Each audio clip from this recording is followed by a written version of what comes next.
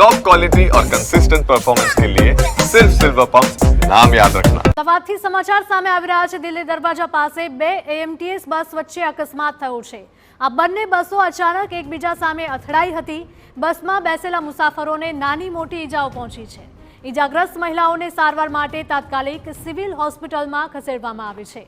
તો અમદાવાદના દિલ્હી દરવાજા પાસેનો આ બનાવ સામે આવ્યો છે કે જ્યાં બે એએમટીએસ બસ વચ્ચે અકસ્માત સર્જાયો છે।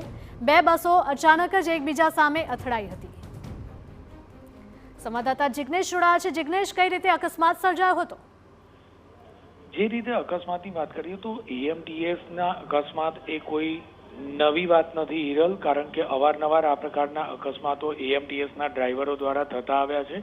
પરંતુ અત્યાર સુધી જોઈએ તો સામે જે અકસ્માત થયો હોય તે ટુ વ્હીલર અથવા તો ફોર વ્હીલર જોવા મળતા હોય છે, પરંતુ બે બસોની અકસ્માત થતા હોય તે ખૂબ જ જ્વલિત જોવા મળતું હોય છે। કારણ કે જ્યારે પણ અકસ્માત થાય ત્યારે બસના ડ્રાઈવર મોટે ભાગે ટુ વ્હીલર કે ફોર વ્હીલરના જે વાહન ચાલક છે તેમનો વાંક હોવાનું બચાવ રજૂ કરતા હોય છે, પરંતુ આ કિસ્સામાં આખરે એએમટીએસના કયા ડ્રાઈવરનો વાંક હતો? કારણ કે બંને પક્ષે એએમટીએસ બસો હતી જેના કારણે આ અકસ્માત થયો હતો। સૌથી મહત્વની બાબત કે બંને બસોમાં મુસાફરો બેઠા હોય ત્યારે વધુ સંખ્યામાં મુસાફરોના જીવને જોખમ હોય।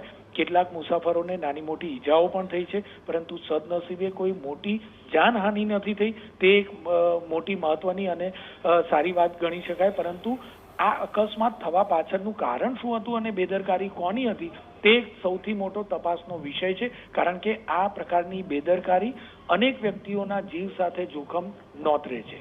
હિરલ, બિલકુલ જિગ્નેશ, માહિતી બદલ આપનો આભાર।